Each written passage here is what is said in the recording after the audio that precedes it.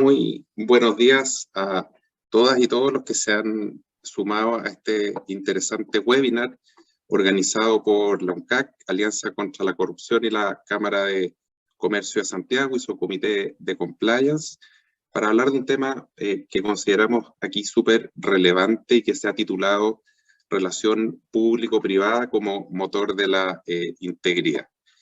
Yo creo que si miramos todo lo que ha pasado en los últimos par de años, digamos, y ver cómo efectivamente el mundo y la sociedad chilena ha cambiado de manera muy relevante, yo creo que nadie lo podría haber predecido, ¿verdad? Hasta hace menos de un par de años vivíamos en un mundo diferente. Yo creo que casi sin darnos cuenta, primero una revolución social como primera ola de cambio, y luego este verdadero tsunami de la pandemia significó que en poco tiempo nuestro país, como lo conocíamos, cambiara de forma importante, digamos. Y estos factores de impacto, desconocidos en su momento, pero súper devastadores, digamos, luego de ser vividos, han puesto, en mi opinión, digamos, en evidencia, además de muchas cosas positivas, resiliencia, formas nuevas de generar negocio y cambio, también algunas sombras, áreas grises y cuestiones que a veces nos parecen injustificables, conflictos de interés, etc. Entonces, en todo este nuevo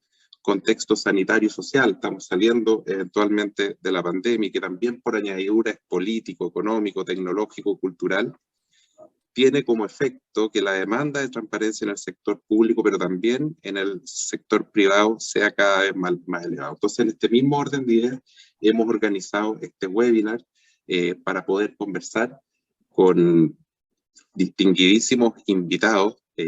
Primero presento a María Jara Quemada, que es abogada con un máster en el extranjero, directora ejecutiva de Chile Transparente y con un largo currículum en temáticas de transparencia y anticorrupción. Trabajó en la Secretaría General de la Presidencia, en la Fundación Ciudadano Inteligente, en Espacio Público, también en la Red Anticorrupción Latinoamericana. Así que muy bienvenida, María. Y también tenemos aquí invitado a un amigo de la casa, a Juan Eduardo Ibáñez, que también es abogado, el LM de Berkeley, y actualmente director de la Escuela de Graduados de la Facultad de Derecho y fundador de un programa que consistentemente en el tiempo se ha preocupado de levantar estas temáticas. Me refiero al programa de sostenibilidad corporativa de la Católica. Básicamente el esquema de esta actividad es que sea una conversación lo más libre posible.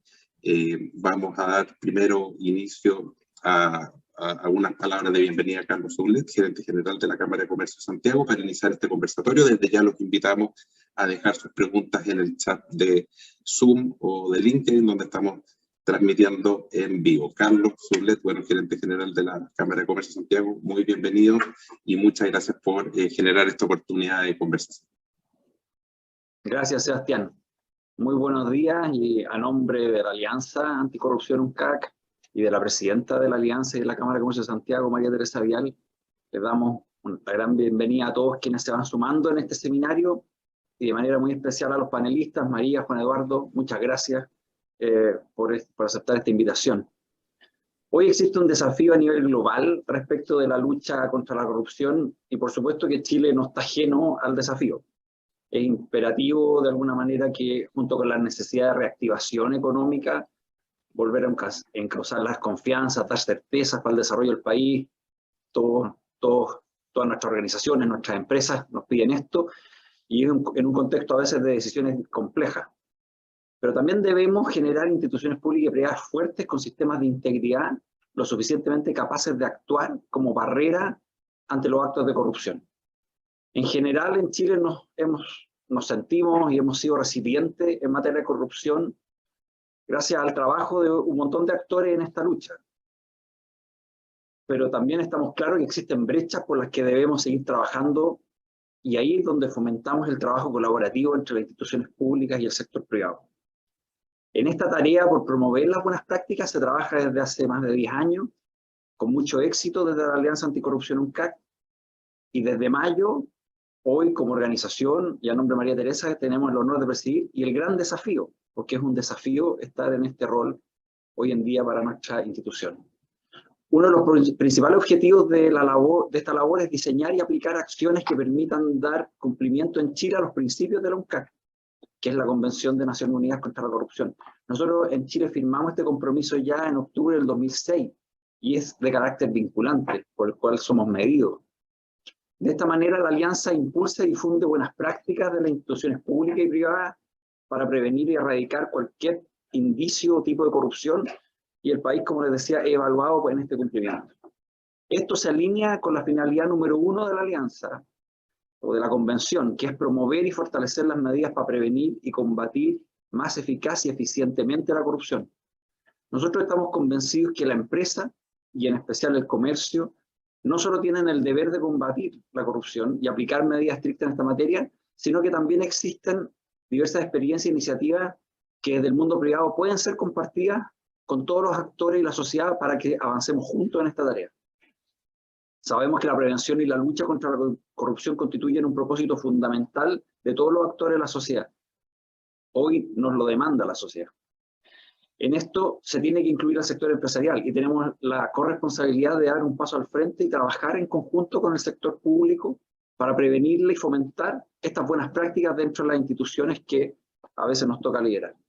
Queremos que los privados sean entidades activas en esta materia, en todos los temas anticorrupción, y en un trabajo mancomunado con el mundo público a nivel de nuestro país y también regional y local. Podemos seguir ubicando a Chile como un referente en América Latina y en el mundo de un exigente estándar para lograr y mantener esta posición de prestigio de nuestra integridad a nivel internacional.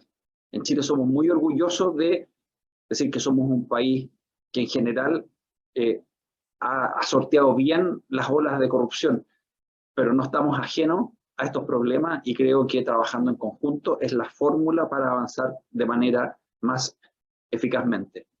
Estoy convencido que el seminario nos va a seguir aportando en el desafío y los animo a todos los que se han ido conectando a participar con sus preguntas a través del chat del mismo Zoom, los que están conectados por Zoom o desde LinkedIn, para que podamos aprovechar a nuestros grandes invitados de hoy.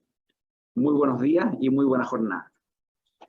Muchas gracias, Carlos. Bueno, Carlos aquí nos comenta importantes desafíos del UNCAC, del país, del sector privado, de cómo las empresas toman este rol público también de generar confianza, de generar su propia legitimidad. Entonces, en ese sentido, y habiendo conversado ya cómo encarar, digamos, esta conversación, te dejo la palabra para que hablemos justamente de la ética, de la legitimidad y del buen gobierno corporativo. Adelante, Juan. Gracias, Sebastián, por la presentación. Carlos, gusto saludarte. Lo mismo, María. Agradezco a la Cámara de Comercio esta iniciativa y sobre todo haber tomado la presidencia de la Alianza, porque verdaderamente hemos aprendido que existen muchas prácticas que es necesario compartir entre el sector público y el sector privado. Y de hecho, muchas veces la corrupción, si bien antiguamente se asociaba al sector público y especialmente vinculado con los temas de cohecho o soborno, por lo general hay dos partes, ¿verdad? Un privado y un público que actúan conjuntamente en la corrupción. Entonces, hoy día para las empresas constituye un deber importante, pero la buena noticia, y es lo que les voy a comentar hoy día, es que el tema de la ética y la gestión de la cultura de integridad en la empresa está siendo hoy día incorporado dentro de la gobernanza, que es uno de los pilares de la sostenibilidad. Es decir, aquellas empresas que están adoptando una forma sostenible, que quieren perdurar en el tiempo y generar valor, están incorporando de manera más seria la gestión de la ética. Durante mucho tiempo, y Sebastián lo sabe, un tema que hemos conversado mucho, parecía ser que la ética y la integridad era un accesorio a la gestión corporativa, ¿cierto? Se contrataba gente ética y de alguna manera descansábamos en un entendimiento que íbamos a hacer lo correcto. Sin embargo, la literatura moderna ha mostrado que la cultura ética debe ser gestionada y que actuamos todos de una manera consistente con el entorno que nos rodea. De manera que si no lo gestionamos, probablemente estamos expuestos a que esa cultura se vaya degradando, se vaya viciando, se vaya echando a perder, en definitiva, se vaya corrompiendo. Entonces, les voy a contar brevemente la relación que hay entre ética, gobernanza y sostenibilidad como un camino de desarrollo para poder incorporar las prácticas que eviten al sector privado incurrir en actos de corrupción. Lo primero es hacer esta distinción, ¿verdad? Si bien para el servicio público rige un principio de probidad general, que no está establecido expresamente para el sector privado, ello no significa que los privados no deban ponerlo en el centro de la forma de hacer negocio. La ética, nosotros la hemos definido como la capacidad de discernir lo correcto y actuar conforme a ello. ¿Ah? La ética tiene dos elementos fundamentales. Uno, elemento de la inteligencia que determina lo que es correcto, y en segundo lugar, debemos actuar conforme a ello. ¿Ya? Sebastián tomó un curso de filosofía griega, porque siempre es bueno volver a los fundamentos. Ayer estaba leyendo los diálogos de Platón, ¿verdad?, en el que Sócrates reflexiona permanentemente e intenta distinguir lo que es bueno y luego obrar conforme a ello. El caso de Sócrates es bien dramático, porque el diálogo de Critón que estoy leyendo, ¿verdad?, lo tratan de invitar a que salga a la cárcel para evitar la condena a muerte. Y Sócrates, reflexionando, aunque su muerte esté, su vida en peligro, dice: lo correcto es quedarme acá, ¿no?, y asumir el destino que le ha tocado. Es un caso extremo, pero ese ejercicio de la ética es lo que tenemos que internalizar, que en las empresas debe ser realizado, ¿no? La ley fija un piso mínimo, pero sobre la ley hay muchos temas que son discutibles, ¿no? La ética suele ser una materia en la que es bienvenido tener discusiones, aplicar principios e intentar determinar, en base a la prudencia, qué es lo que es correcto hacer en un caso concreto. Entonces la ética vendría a ser esta capacidad colectiva de la organización de decidir qué es lo correcto y luego actuar conforme a ello. Y ello tiene que ver con la cultura, ¿no es cierto? No siempre vamos a estar haciendo esta reflexión, muchas veces es bien inconsciente, ¿no? Y la cultura tiene que ver con el ethos de la organización, con lo que la organización es. Y eso está determinado no por su código de ética o sus políticas, sino que por una cuestión mucho más compleja que tiene que ver con la historia, los objetivos, las personas, los incentivos, las políticas, etc. Eso da vía a una cultura corporativa. Y ahí es donde debe trabajarse que esa cultura sea ética, ¿okay? Como les comentaba, la cultura es interesante también, porque si bien las empresas lo gestionan desde el punto de vista de la innovación, de las ventas o el marketing, nos olvidamos a veces de que la cultura ética también debe ser gestionada.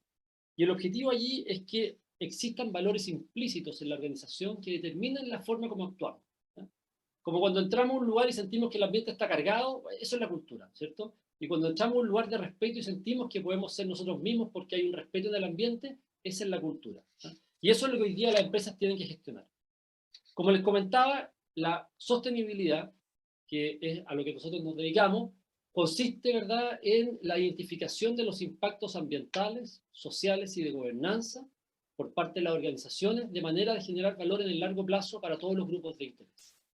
Una primera cuestión relevante es que dentro del pilar de la gobernanza, la ética ocupa un lugar central.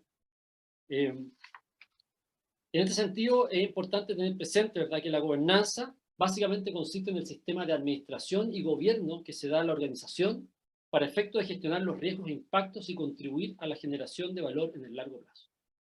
Una buena noticia es que, como ustedes saben, la Comisión del Mercado Financiero dictó el año pasado la norma 461, que es una norma de reporte obligatorio para las compañías que están sujetas a la regulación de la Comisión y en la cual deben revelar una serie de elementos. La Comisión, para efecto de determinar qué elementos son materialmente relevantes, se refiere al estándar de SASB, que es una fundación norteamericana que ha definido los temas materialmente relevantes. Y la buena noticia es que uno de los temas relevantes es la ética de negocios, ¿no? Es decir, muchas empresas van a tener que comenzar a revelar en sus memorias anuales cómo están gestionando los temas de la ética de negocios. Para nosotros, Sebastián, este punto es central porque hace que la ética deje de ser un accesorio a ser un tema que está vinculado con los temas más relevantes de la compañía. E incluso, atendiendo al índice de SASB, con aquellos temas que un inversionista razonable tomaría en consideración para efecto de decidir sus inversiones. O sea, es un tema que tiene que ver con el funcionamiento de los mercados y con la información que se pone a disposición de los inversionistas. Y si uno ve qué es lo que se refiere SASB por ética de negocio, hay hartos temas interesantes y que probablemente a La Paz le van a llamar la atención porque tienen que ver mucho con los temas de corrupción. Dice SASB que esta categoría de ética de negocio aborda la forma en que la empresa gestiona los riesgos y las oportunidades que rodean la conducta ética de los negocios, incluyendo la gestión de los temas de fraude, corrupción, soborno, pagos de facilitación, responsabilidades fiduciarias y otros comportamientos que pueden tener un componente ético. Además, dice la norma, esto incluye la sensibilidad a las normas y estándares comerciales a medida que cambian con el tiempo, la jurisdicción y la cultura, ¿ya? O sea, la empresa va a tener que reportar cómo gestiona y además cómo está adaptándose a las nuevas sensibilidades respecto de los temas de gestión ética. Finalmente, dice también, la empresa va a reportar cómo está actuando para brindar servicios que satisfagan los más altos estándares profesionales y éticos de la industria, lo que significa evitar conflictos de intereses, tergiversaciones, perjuicios, negligencia, etcétera, etcétera. Es decir, los temas que antiguamente estaban un poco en el borde, hoy día van a pasar a ser centrales. Los directorios, como responsables de suscribir la memoria anual, deberán firmar y explicitar las políticas que están incorporadas. Solo para terminar, Sebastián. Juan, es que antes de terminar, lo que pasa es que estoy tocando justo un tema y aquí Alberto Torres, que está conectado desde LinkedIn, hola Alberto, nos pregunta algo que estás tratando, entonces me gustaría hacer el link al tiro.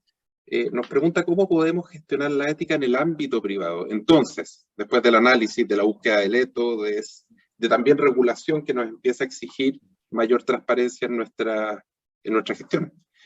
¿Cómo la gestionamos entonces en el ámbito privado e integramos los caminos con políticas públicas donde hoy, según Alberto, digamos, no se ve claridad en bases futuras estructurales? Marcos conceptuales, me imagino que va por allá. Súper, bueno, es un tema que podríamos hablar bien extenso, ¿eh? Cómo gestionar y desarrollar una cultura ética, pero muy en síntesis, yo te diría que lo primero que se requiere es que exista una conciencia desde la alta administración de la compañía que este es un tema central, del cual depende su legitimidad, ¿ya? De hecho, más adelante les voy a comentar, pero existen estudios, acaba de salir un estudio importante que vincula la pérdida de valor de la empresa con los factores de gobernanza. Es decir, hoy día, no gestionar adecuadamente estos temas está medido que genera un impacto en la compañía. Cuando tú logras que el directorio converse en verdad sobre lo que es una ética y una cultura corporativa, comienza el primer paso para desplegar desde arriba hacia abajo todo lo que se entiende como una cultura de ética. Es verdad que se requieren códigos de ética actualizados, que se requieren procesos, políticas, encargados, que se refiere a identificar los riesgos. Hay una serie de medidas que incluso la Cámara de Comercio ha desarrollado y ha puesto a disposición de sus socios. Pero lo importante es tener presente que ninguna de ellas es suficiente, sino que el conjunto va generando esta cultura. Y como en todos los cambios organizacionales se requieren también líderes y se requieren personas que sean capaces de hacer una gestión de cambio vinculado al tema de la ética. Y lo que se ha visto, Sebastián, es que en aquellos casos donde hay fallas en los temas de compliance, por lo general ha faltado ese líder, ha faltado el tono de arriba, ha faltado el propósito corporativo, ¿cierto? De hecho, muchas veces, para las organizaciones que buscan maximizar su utilidad o ser muy eficientes, esos drivers pueden llevar a generar actos de corrupción.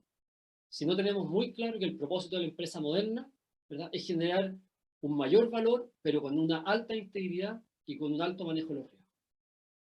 Solo para terminar, mencionar que el año pasado, hace ya 2 años, la Cámara de Comercio de Santiago dictó sus nuevos principios de conducta empresarial, un trabajo en el cual tuvimos la suerte de participar, y fue bien interesante sistematizar en solamente 7 principios la base de lo que es una conducta empresarial responsable. Y por supuesto, uno de ellos tiene que ver con la gestión de la ética. Específicamente se llama a la empresa a implementar una cultura de ética e integridad que se traduzca en prácticas honestas de operación, promoviendo la libre competencia, la solidez institucional y el Estado de Derecho. Si ustedes van a la web de la Cámara y encuentran los principios, van a ver que está desglosado en 4 ítems cómo se puede implementar una cultura de ética e integridad y finalmente poder llegar a un compliance integral. Entonces, para cerrar en definitiva, lo que tenemos es que hoy día la sostenibilidad corporativa, que es esta disciplina que busca generar valor en el largo plazo para las organizaciones, está incorporando dentro del pilar de la gobernanza, uno de los 3 pilares fundamentales, la gestión de la ética. Y muchas empresas van a tener que reportar cómo lo están haciendo, porque hoy día, bajo el estándar de la Comisión del Mercado Financiero, se ha constituido en un tema materialmente relevante, así que bienvenido sea esa nueva disposición. Gracias. Muchas gracias, Juan. El chat estamos como trending topic, porque están llegando preguntas y preguntas, entonces las vamos a ir conduciendo y probablemente vamos a ir tomando otras preguntas en algunos temas que vamos a ir tocando en un momento más. Solamente agregar que a la pregunta de Alberto, Mónica Navarrete agrega que la ética es un valor, y que yo creo que está muy asociado a lo que dijo Juan al final. Por lo tanto, hay que ver cómo nos relacionamos y nos reconocemos los valores y cuál es la importancia que también tienen nuestras vidas, digamos, y cómo lo llevamos eso al ethos corporativo desde la perspectiva de la definición empresarial, de la definición de lo que queremos ser como personas, construcción de propósito y propósito.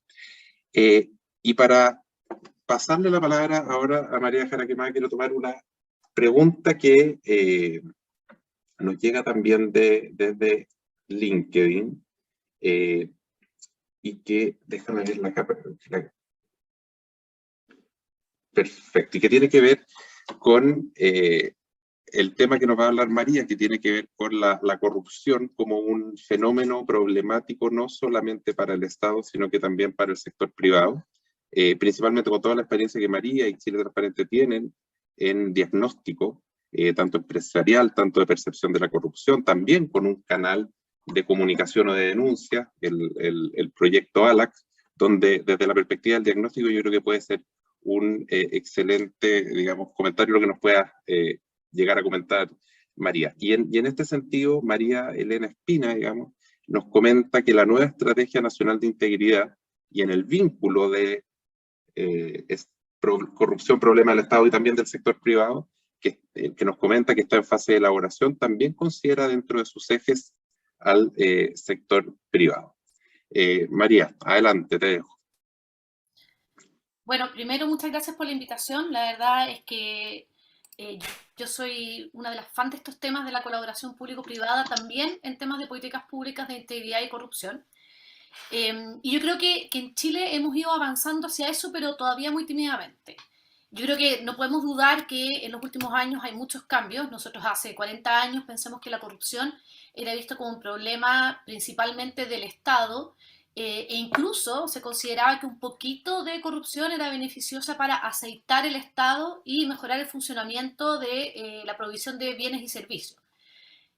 Hoy en día, afortunadamente, el panorama es muy distinto, y no solo se ve al sector privado, como que puede ser en el fondo parte de la corrupción, o la cara contraria, la cara buena, por así decirlo, de la moneda, que es promover la integridad en su interacción con el Estado, sino en la propia interacción entre privados.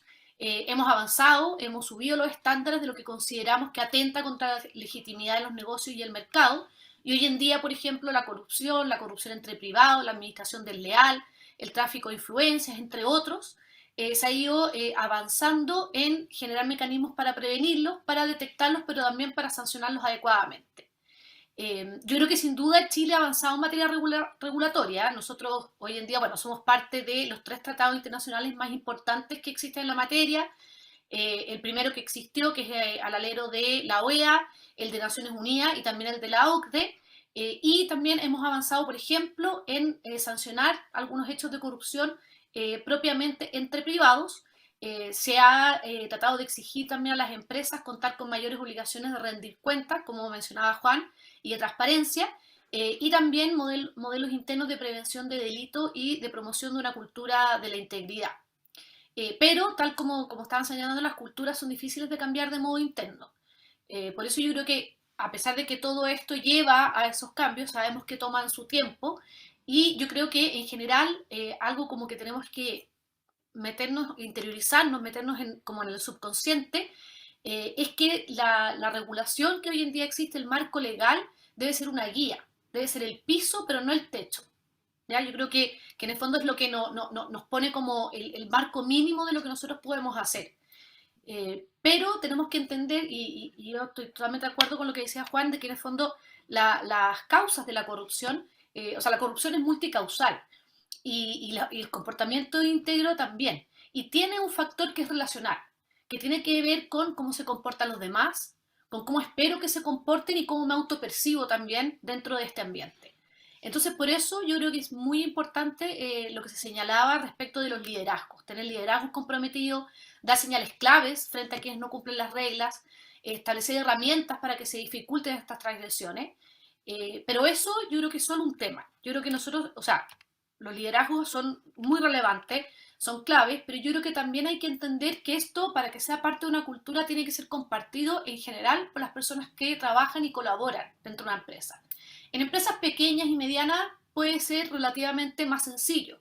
Se pueden establecer estos códigos de ética o estos valores de una manera colaborativa, y por lo tanto es más fácil que todos interioricemos esos valores y los compartamos si también los trabajamos de manera colaborativa. En empresas más grandes, por cierto, que es más difícil, pero existen maneras de hacerlo. Entonces tenemos por un lado los liderazgos, que son muy relevantes, pero también que esto surja de una manera colaborativa para que sea interiorizado y compartido por todas las personas que son parte de la empresa, ¿ya?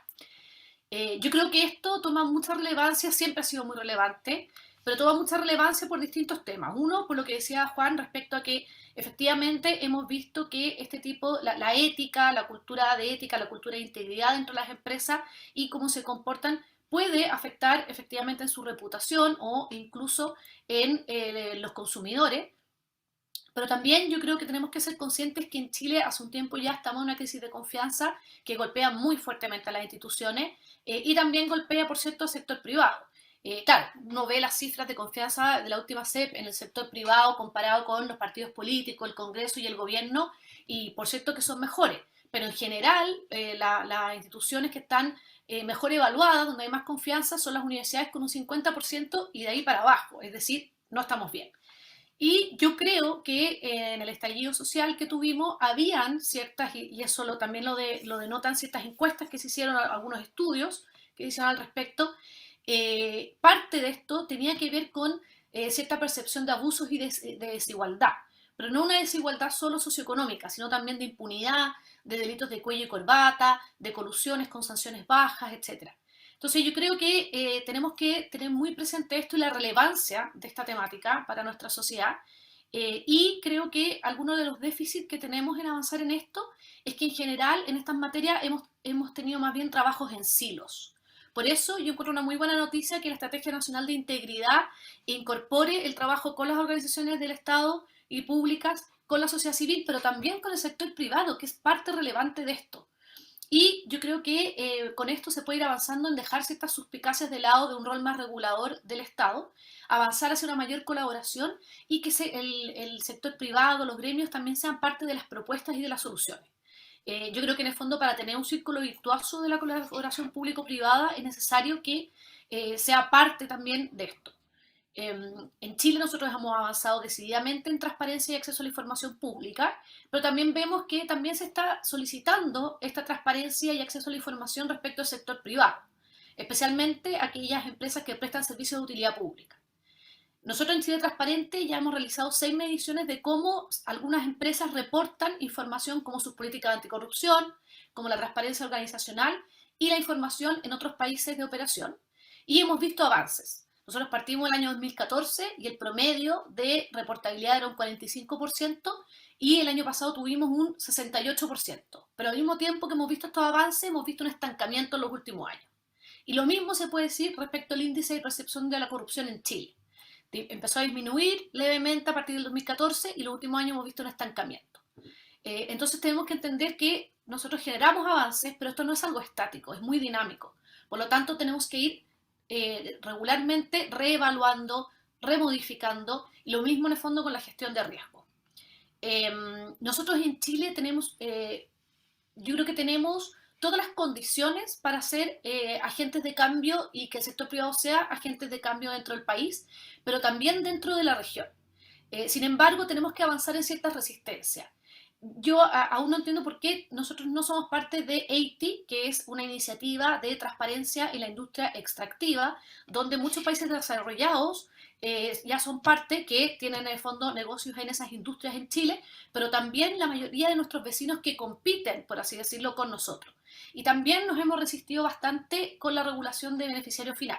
Ahora estamos viendo que hay más avance. Entonces yo creo que nosotros no somos un país extremadamente corrupto, por lo tanto yo creo que deberíamos de un poco bajar estas resistencias y yo creo que el llamado es a que el sector privado también sea este agente de cambio y que finalmente entendamos que esto no es algo estático, es muy dinámico y por lo tanto tenemos que estar constantemente revisando nuestros propios valores, nuestros propios estándares y qué estamos haciendo para cumplir con esto y que en el fondo el marco regulatorio es solo el piso y no el techo. Ahí lo dejo por ahora y quedo atenta a las preguntas. María, mira, y en ese mismo sentido de la relación, de la gestión privada, también de la cadena de compras, Eduardo Agullo te pregunta, haciendo una reflexión de lo que mencionó Juan, que la obligatoriedad por ahora de las revelaciones en temáticas ESG que está impulsado por la CMF apunta, digamos, a un determinado grupo de empresas que son las listadas en bolsa y de determinado tamaño. Considera Eduardo que muchas entidades que trabajan con el Estado no son reguladas. Entonces, Él pregunta si sería recomendable que el Estado como comprador pudiera exigir tales revelaciones y así pudieran ser otras, pero de alguna forma un marco de una compra íntegra haciendo quizás una revisión de antecedentes, un análisis de background check de sus contrapartes, en ese mundo no regulado, digamos, o de empresas no reguladas que tienen una alta interacción con el Estado. ¿Cómo ves que este ámbito de gestión interna de integridad, de compliance al interior de esas empresas puede ser útil para construir un país más transparente e íntegro? Muchas gracias, Eduardo, por la pregunta. Gracias. A ver, yo creo que se ha ido avanzando también en temas de compras públicas, en temas de proveedores del Estado. Y se han ido estableciendo ciertos estándares. Por cierto, siempre podemos revisarlos para que sean más relevantes. Yo creo que hemos avanzado en temas de que tengan cumplimiento sus obligaciones laborales, por ejemplo. Hoy en día, si es que tú eres sancionado, una persona jurídica sancionada por ciertos delitos de corrupción, puede quedar suspendido, incluso cancelado del registro de proveedores y no poder realizar contrataciones con el Estado. Entonces yo creo que se ha ido avanzando. Pero esto yo creo que siempre tiene que seguir siendo revisado y se debiera exigir los más altos estándares, por cierto. Pero yo insisto en que lo que establezca el marco regulatorio ojalá sea el piso y ojalá no entremos como en la cultura del checklist, porque muchas veces nosotros entramos como, me exigen esto, check, me exigen esto, check. Pero yo creo que el caso Corpesca en ese sentido fue, la sentencia del caso Corpesca es un hito al decir, mire, usted puede cumplir con el check, pero tal como decía Juan, si nosotros no tenemos esto de verdad interiorizado, y esto es algo que los liderazgos de la propia empresa no están comprometidos y no viven de acuerdo a esos valores, no va a funcionar. Y nosotros hemos visto casos de personas jurídicas que están siendo investigadas o han sido sancionadas por delitos de corrupción, como el caso Corpesca, como el que se está investigando ahora del caso de las luminarias. Nosotros vemos que los propios liderazgos o las directivas de esas empresas estaban involucradas en estos hechos.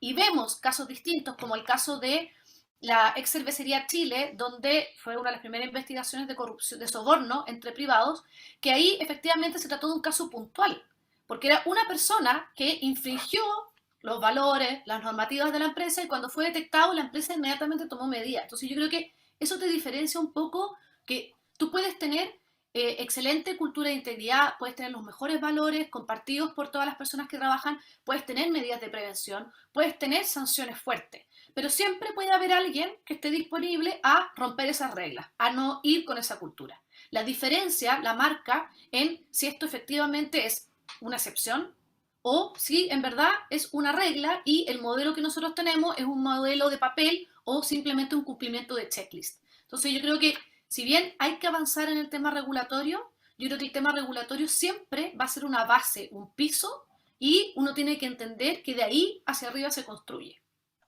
Oye, y para lograr ese piso, voy a tomar aquí una gran pregunta, un gran tema que nos deja Mauricio Ramírez y que tiene que ver mucho con lo que hace Juan, que es la formación de profesionales, porque en definitiva lo que pregunta Mauricio, entonces, ¿cómo lograr en la formación profesional, es decir, previa a insertarse en el ámbito laboral, y en especial en áreas comerciales y jurídicas, la integridad y, digamos, generación de líderes de empresas que promuevan este ámbito de transparencia, de gestión de políticas en términos de anticorrupción?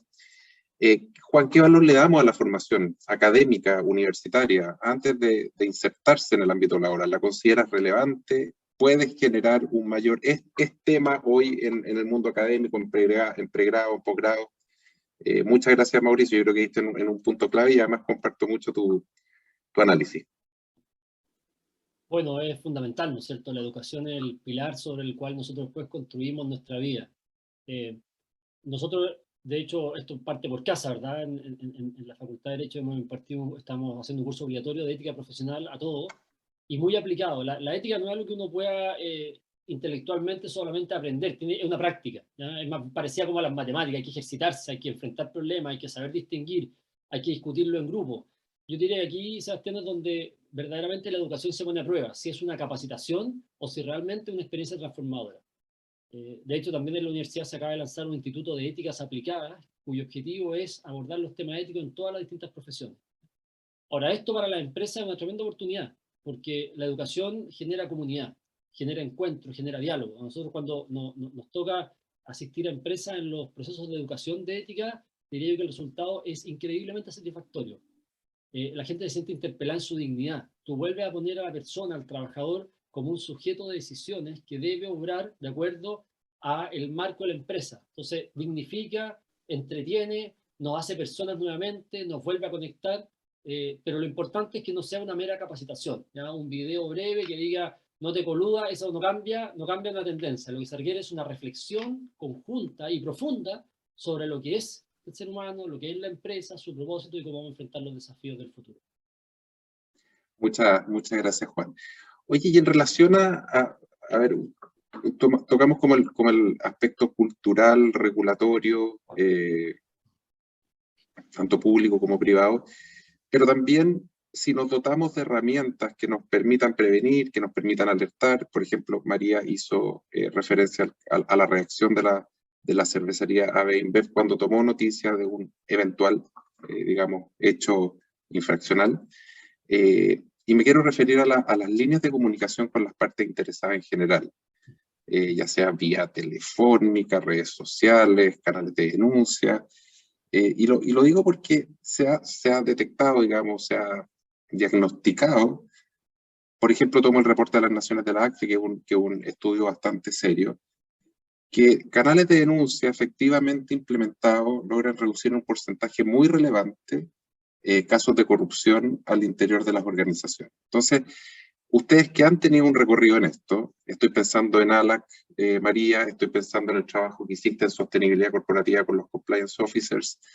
Entonces quería ver cuál es su análisis, si comparten el valor preventivo de las líneas de denuncia en materia de corrupción. María, ¿cuál ha sido tu experiencia en Chile Transparencia con ALAC, las principales conclusiones del estudio de sostenibilidad corporativa? Y también dejarles una preguntita final. ¿Qué valor le otorgan a las instancias públicas de denuncia protegida, como el que levantó la CMF, como si esto eventualmente también debería estar generado a nivel de denunciante protegido, de la acción compensada en materia de corrupción? Sé que se ha tratado, se ha discutido un montón. Les dejo abierto el tema. María, no sé si quieres partir tú con la respuesta. Sí, este es uno de los temas que nos obsesionan, así que...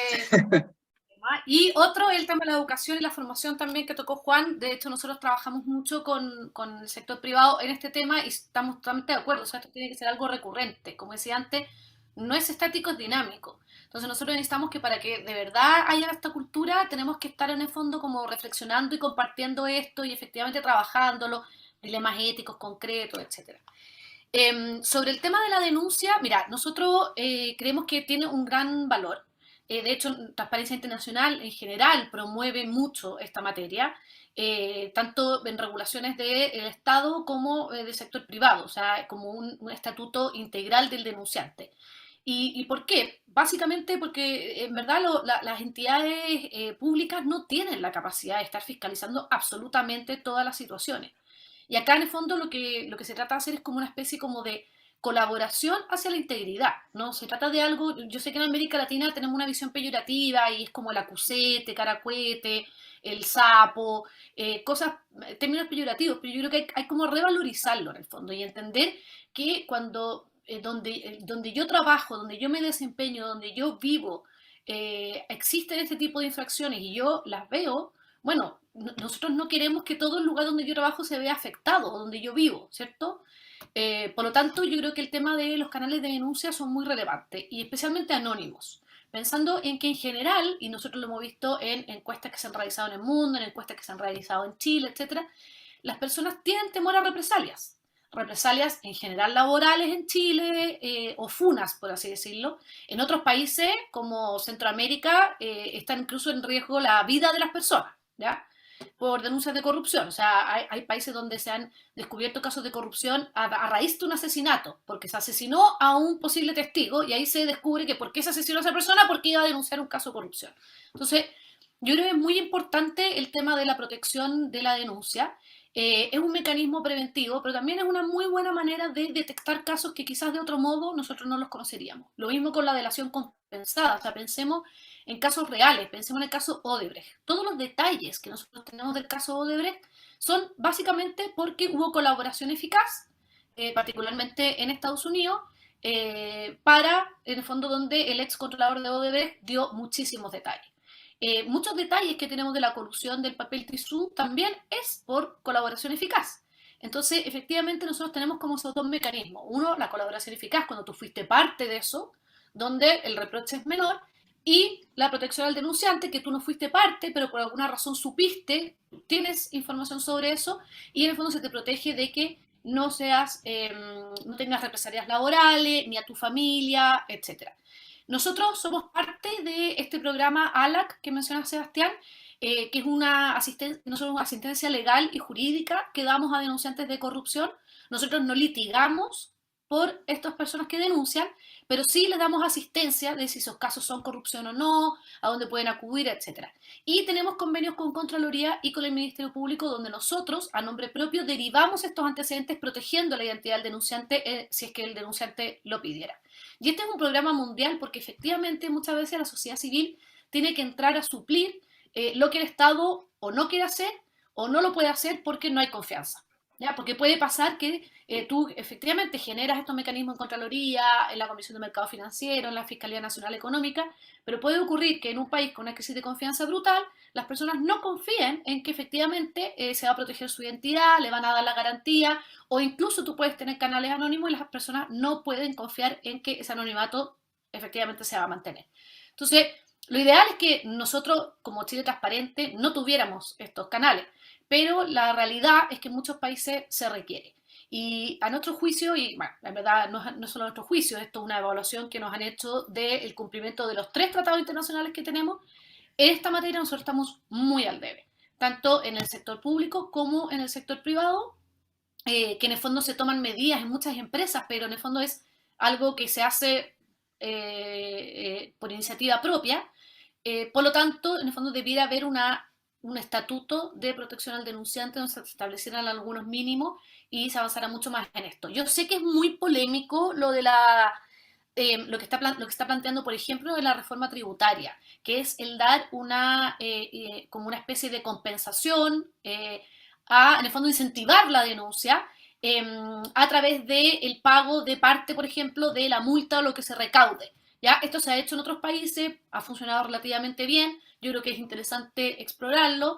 Se ha dicho, en el fondo se ha hablado en términos muy negativos, diciendo que en el fondo esto se va a fomentar una cultura de la Gestapo, y yo creo que en el fondo no es la idea. Yo creo que la idea es que efectivamente haya un incentivo a estas denuncias porque es un excelente mecanismo de detectar estos hechos, pero se tienen que dar efectivamente también los resguardos de las que las investigaciones van a ser adecuadas, incluso cierta confidencialidad de las denuncias que se están tratando, mientras no hayan antecedentes suficientes, porque también pueden ser denuncias falsas o que la persona después no haya sido sobreseída y hay todo un riesgo reputacional que se puede pasar por delante. Entonces yo creo que obviamente hay que tener bastantes resguardos también para que esto funcione bien. Muchas gracias, María. Y Juan, antes de darte la palabra, Magdalena, pregunta asociada a lo que nos comentaba María, para que lo considere en tu respuesta, ¿qué tan efectiva es la protección al denunciante? ¿Por qué no existe una confianza? ¿Tendrá miedo a que vengan represalias? ¿No hay una confianza en un canal de comunicación que realmente dé garantías de confidencialidad, de que se respete el anonimato, etcétera, etcétera? Gracias, Magdalena, por la pregunta y te dejo, Juan, con la respuesta.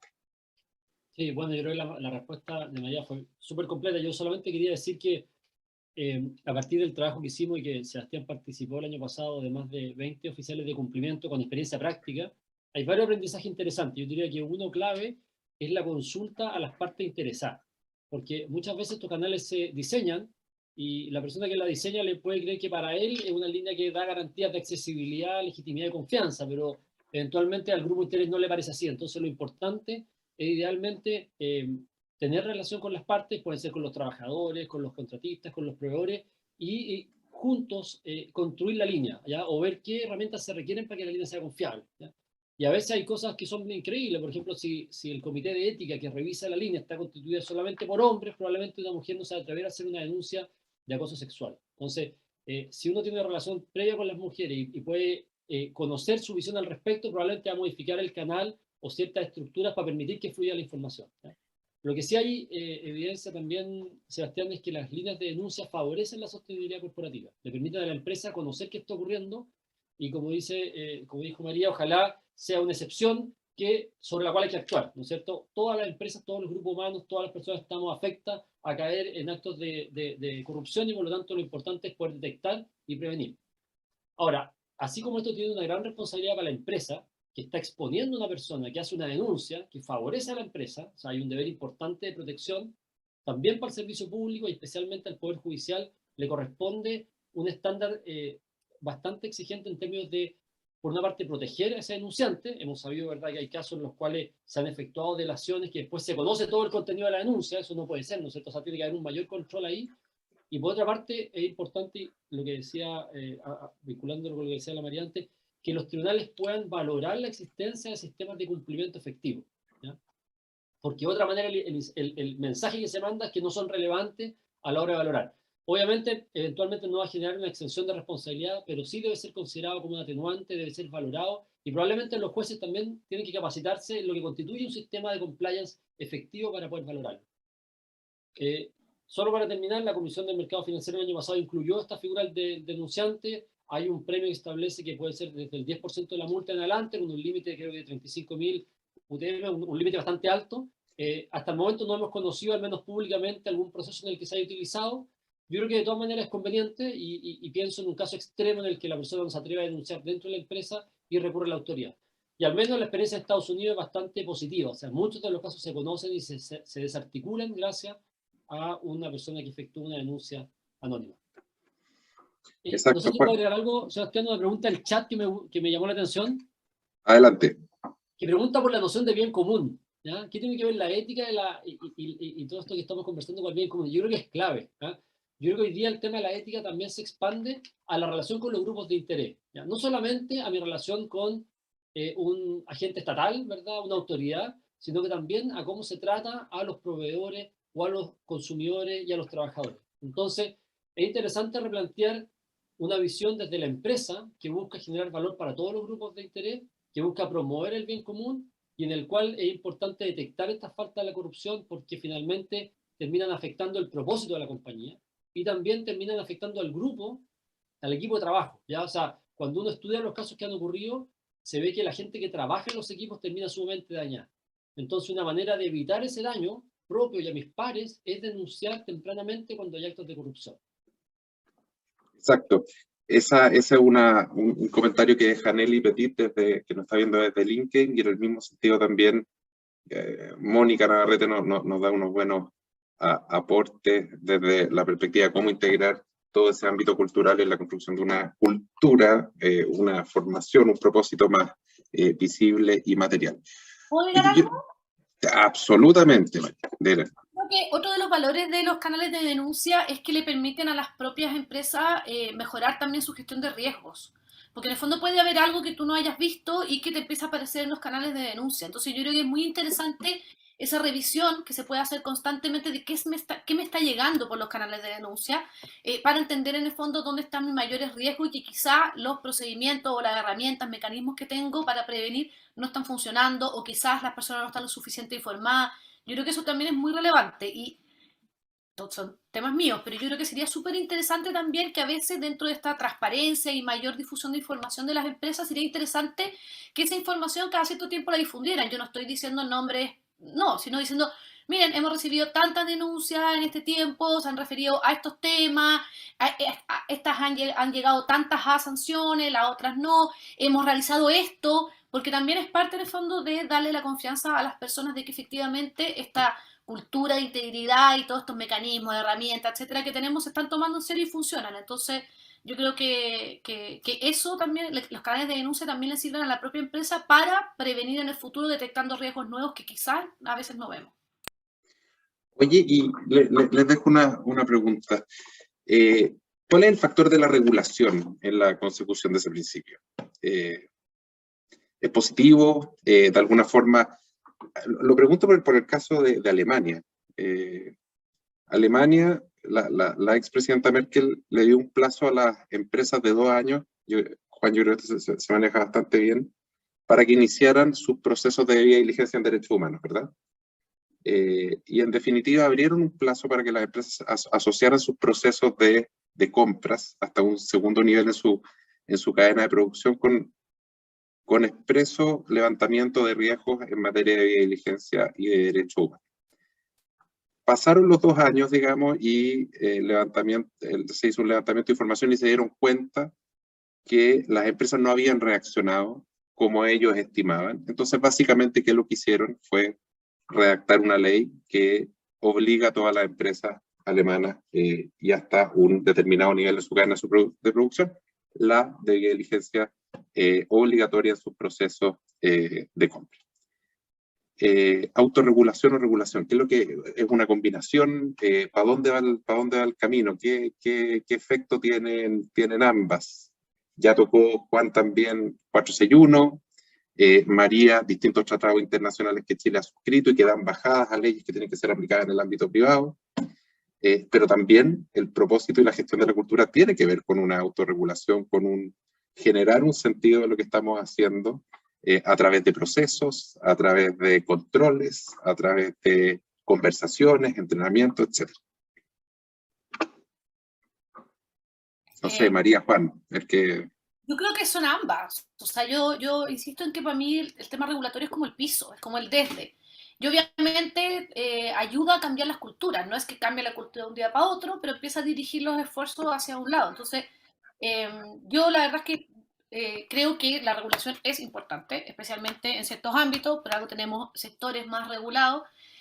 Creo que nosotros como sociedad tenemos que ponernos de acuerdo en ciertas cosas que para nosotros son deseables. Entonces, si tenemos proveedores del Estado, para nosotros es deseable que cumplan con sus obligaciones laborales, que cumplan con ciertos estándares en empresas de derechos humanos, en diversidad quizá, etc. Bueno, integridad, por cierto.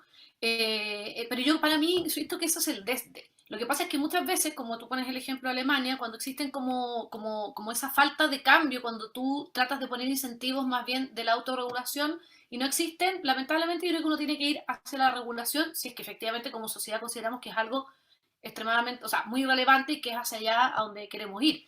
Entonces yo creo que al final esto es como el clásico garrote y zanahoria en distintos aspectos. Uno trata como de impulsar, pero si no se puede de manera natural, se trata como de generar los cambios de manera más rápida a través de ciertas regulaciones y ciertos incentivos. Pero sabemos que eso no siempre ocurre. O sea, para mí, por ejemplo, pensando en otro sector que no son las empresas, los partidos políticos se hicieron cambios muy relevantes, muy resistidos, muy relevantes en el año 2016 y no hemos visto que eso haya tenido un efecto. ¿Ya? El cambio cultural ha sido tan contracultural, ha sido tan lento que estamos en el año 2022, 6 años después de esos cambios legales, y estamos viendo que los partidos políticos siguen en la confianza en el piso. Entonces, claramente, al menos en eso no tuvo efecto. Entonces, yo creo que es un poco esto, y a veces en muchos temas es ensayo-error. Yo creo que lo más importante es la implementación. Muchas veces establecemos reglas, establecemos procedimientos, pero a veces no son adecuados. Entonces, por ahí yo encuentro que es donde las empresas y el sector privado en general, los gremios tienen que tener un rol relevante en, con su expertise, tratar de que esas regulaciones, la implementación sea adecuada, cuando no está siendo adecuada, ¿por qué? Y yo creo que muchas veces nuestro déficit es que en la implementación nos quedamos al debe. No revisamos, no supervisamos, o sea, no revisamos cómo está funcionando, por qué no está funcionando, por qué no pasó esto, por qué no se cumplió con el objetivo deseado y enmendar rumbo rápidamente. Los canadienses tienen, no en todas las leyes, pero tienen en varias leyes un sistema de que cada 5 años revisan si se cumplió con los objetivos, si funcionó, cómo se implementó, para ver qué cambios hay que hacer o si hay que derogar la ley. Yo creo que ese es el mundo ideal, o sea, que nosotros tuviéramos como eso de avanzar en estar generalmente revisando cómo nuestra implementación, pero bueno, yo insisto nuevamente en que para mí son ambas. Para mí el marco regulatorio es el piso, es el desde, y de ahí para arriba debe hacer. Oye, muchas gracias María. Juan, y desde la perspectiva de la autorregulación y regulación, porque están, como nos dice María, están también combinadas y relacionadas. Y voy a la 461, que yo creo que es un tema bien central en la forma en que las empresas tienen que empezar a comunicar y ¿Perdón? ¿Me escuchas, Juan? María, me quedé pegado yo, ¿o fue Juan? Juan. Ah, Juan, bueno, entonces, María, te dejo Ahí está. una pregunta que se responde por sí sola, que te la deja Luis Miranda, aprovechando tu comentario final y mirando la experiencia que reflejaste de Canadá, si apoya Chile Transparente los esfuerzos y desarrollos de prestigio que genera el cumplimiento y accountability. Bueno. Sí, total. Y voy a pasar un rato aviso, me van a perdonar, pero a fin de mes, de hecho, vamos a lanzar junto con Classroom TV una plataforma para una escuela de integridad para empresas. Hoy día trabajamos con empresas grandes, también nos encantaría trabajar con pymes y medianas empresas para efectivamente ir en el fondo avanzando en este círculo y estas culturas de integridad. Muchas gracias, María. Juan, oye, te voy directo a la pregunta, no te voy a hacer la introducción. ¿Mayor inversión en ESG es equivalente o eventualmente equivalente a mayor retorno en inversión de parte interesada? Y segunda pregunta, greenwashing, proyecto de ley, ingresó a discutirse hace poco. Deutsche Bank allanado por decir que hacía mucho más de lo que realmente gestionaba su empresa. Sí, yo creo que la regulación hoy día está bien la regulación, Sebastián. Yo creo que tenemos una serie de nuevos delitos que se han incorporado al catálogo que ni siquiera han sido testeados. Hay una discusión de un código penal del empresario, o sea, hemos ido súper lejos en criminalizar la actividad empresarial y la verdad que por el momento no. Yo creo que como dijo la María, la clave está en la implementación. Yo creo que hoy día los gremios tienen un rol muy relevante de darle una nueva forma a lo que es la autorregulación, ¿ya? Que viene un poco de capa caída, ¿no es cierto?, porque no se ejerció de la manera eficaz como se lo debía haber hecho. Nosotros hemos visto hoy día que hay gremios que están estableciendo sistemas de control de buenas prácticas externos, robustos, independientes. O sea, yo creo que por allá hay que avanzar, ¿ya? El tema del greenwashing, yo creo que hoy día con la norma de ESG de la Comisión del Mercado Financiero van a tener potestades para sancionar a aquella empresa que declare algo que en la práctica no tiene, ¿ya? Yo esperaría ver cómo se cumple la norma, las brechas que genera y la comisión tiene potestad para hacerlo. Entonces no lo veo hoy día que sea como un tema indispensable de una nueva legislación.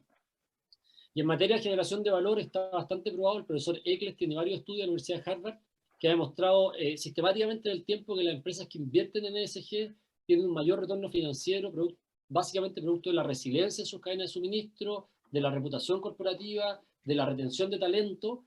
Y hoy día están saliendo los estudios que, complementando lo anterior, dicen que efectivamente aquellas empresas que ponen los temas de ESG como materialmente relevantes, o sea, aquellos que están enfocados en los temas más relevantes de ESG, son las que generan un mayor retorno, ¿ya? Entonces hay bastante evidencia, y yo concuerdo con María, estamos en el momento de la implementación, de mostrar avances, de transparentar, también de que la sociedad civil escrutine mejor esos resultados y juntos vayamos construyendo una cultura de ética e integridad que, como hemos visto, no es ni exclusiva responsabilidad del sector público o privado, sino que de todo un país que debe avanzar conjuntamente en esa línea.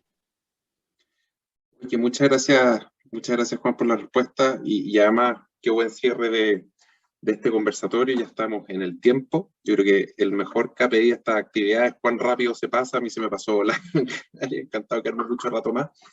Y quiero agradecer sinceramente a los participantes, porque en realidad no alcanzamos a mirar todo lo que nos mandaron, pero agradecemos que hayan estado atentos, que hayan interactuado, porque es justamente la gracia de ir fortaleciendo el propósito, digamos, es también generando espacios de conversación, lo cual se agradece mucho. Entonces, a ver, déjenme mirar acá que acaba de llegar alguno. Bueno, acá llegan felicitaciones y agradecimientos de distintos espectadores de este webinar. Fernanda, Carlos, Alejandra, Juan, María, a toda la UNCAC, la Alianza Anticorrupción y la Cámara de Comercio de Santiago, les damos muchas gracias por haber organizado este espacio. Y nada, desearles una excelente semana. No sé, Juan y María, si quieren señalar algo al final para cerrar, pero de nuestra parte, muy agradecidos de su tiempo y sus palabras que de todas maneras contribuyen a lo que muchos de nosotros estamos promoviendo, tanto en el ámbito público como privado. Solo agradecer, Sebastián, la oportunidad y a todos los que nos han seguido, recomendarles que aborden el tema de la ética, que sean agentes de cambio, que lo generen espacios de reflexión en su equipo de trabajo. Así vamos avanzando poco a poco, pero con grandes esperanzas. Sí, yo también, nada, agradecer, de verdad que estos espacios son muy interesantes, muy útiles y siempre disponibles para seguir aportando en esta materia. Buenísimo. Bueno, muchas gracias a todos y nada, que tengan un excelente día. Muchas gracias. Chao, chao.